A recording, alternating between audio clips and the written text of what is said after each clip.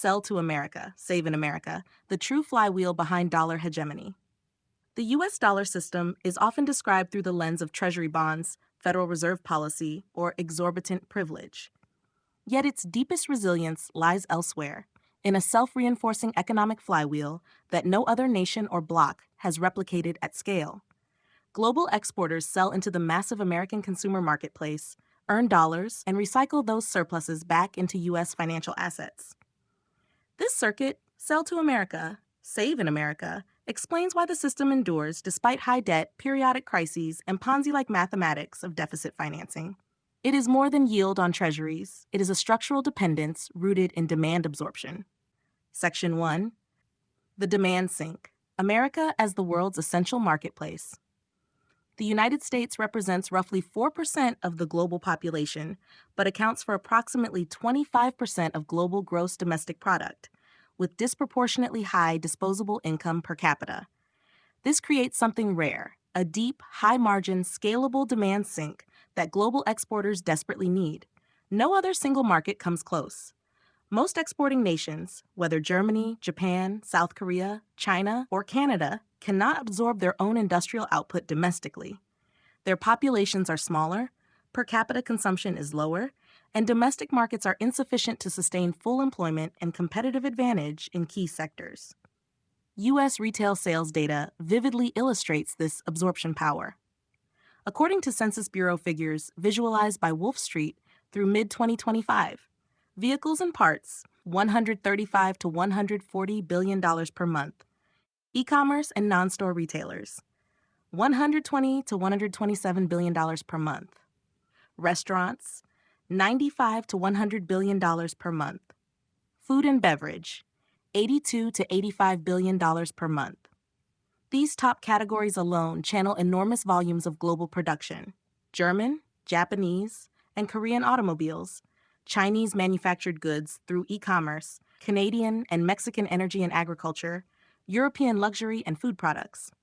The chart shows structural winners, with e-commerce expanding rapidly and vehicles remaining strong, alongside legacy decline, with department stores near zero, but the overall scale remains unmatched. For exporters, access to this marketplace is at least as valuable as any fixed income yield. Section 2. The recycling loop, from export earnings to U.S. assets. The flywheel operates in clear steps. Exporters, for example, a South Korean automaker like Hyundai, sell into the United States and receive dollars.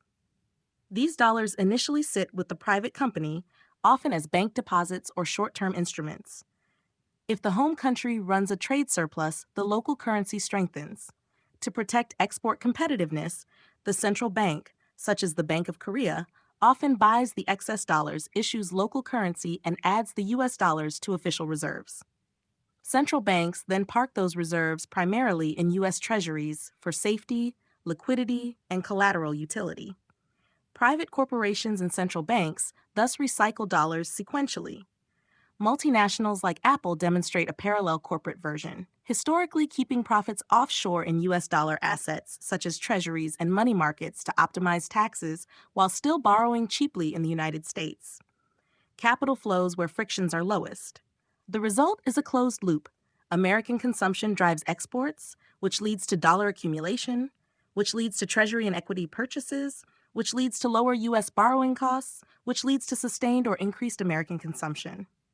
Foreign holdings of U.S. Treasuries recently hit a record of $9.49 trillion in February 2026, Treasury International Capital data, with Japan and the United Kingdom as top holders. This demand keeps yields lower than they would otherwise be. This content is brought to you by Bobby Giggs. Promote your brand here and reach a wide audience across platforms like YouTube, Instagram, and Facebook. Follow the links in the description to get started. Section 3. Yield versus market access. Which matters more? Yield on treasuries matters, especially for pensions and central banks with annuity-style liabilities, but it is secondary to market access. After currency hedging, U.S. yields are often only modestly superior to alternatives, and safety and liquidity remain paramount. The real prize for exporters is stable, high-margin demand that domestic markets cannot replicate. Treasuries serve as the default parking lot for global surplus savings. They provide the income stream many institutions need, but the foundational bargain is structural. Sell your output to America and recycle the proceeds into its financial system. This dual role, as both a demand engine and a savings absorber, creates the unmatched all-in-one system that challengers struggle to replicate. Section 4. Conditional safety and the Russia shock. The 2022 Western sanctions on Russia exposed a critical caveat. Dollar assets are conditionally confiscatable. Roughly $300 billion in Russian foreign reserves, mostly bank deposits and custodied securities, were frozen through legal and operational control of the Western financial system. The lesson was not that the dollar is inherently unsafe, but that safety depends on staying inside the geopolitical trust perimeter. This triggered a subtle but profound shift among central banks. From pure return optimization, meaning yield and liquidity, to resilience optimization, meaning sovereign control, custody risk, and sanctions resistance. Gold buying has surged since 2022, precisely because physical gold held domestically offers no counterparty or jurisdictional risk. However, gold lacks yield and collateral utility at scale, making it a hedge rather than a replacement. This creates a persistent paradox: property, treasuries, gold, Bitcoin yield. Yes for treasuries, no for gold, no natively for Bitcoin. Liquidity: excellent for treasuries, limited for gold, growing for Bitcoin. Collateral utility: excellent for treasuries, limited for gold, growing for Bitcoin. Confiscation resistance: low for treasuries, high for gold, high with self-custody for Bitcoin system integration. Excellent for treasuries, limited for gold, limited for Bitcoin. This table highlights a core paradox in the global financial system. The most useful and integrated asset, US Treasuries, offers yield, liquidity, and collateral strength, but low resistance to confiscation. Gold and Bitcoin, on the other hand, provide strong protection against confiscation, but lack yield and full system integration. In short, the more integrated and useful an asset, the more exposed it is to geopolitical leverage. Section 5. The layered future. No collapse, but gradual evolution.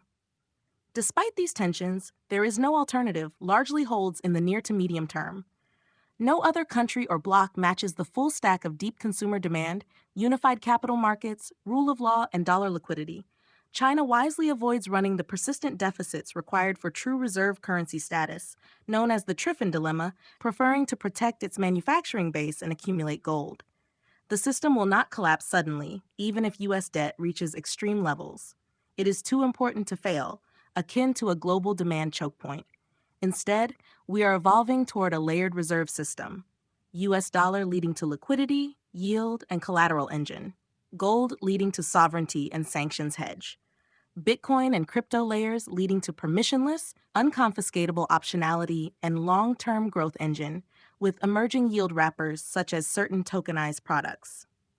Pressure points remain: rising debt service, potential demand weakening from demographics or inequality, trade fragmentation through tariffs, and gradual debasement as the pressure valve. The flywheel can degrade through friction rather than implode. Section 6. Conclusion. The true foundation of dollar hegemony is not the Federal Reserve's balance sheet or Treasury coupons alone. It is the American consumer as the base layer and Treasuries as the savings layer. Global exporters effectively trade access to this unmatched demand sink for participation in the U.S. financial ecosystem. This arrangement is emergent rather than deliberately weaponized, yet it creates deep structural interdependence. Everyone diversifies at the margin, with more gold, some regional currencies, and Bitcoin as an escape hatch, but few are fully exiting. The system is too deeply embedded in global trade and production to disappear overnight. For now, the flywheel spins. Sell to America.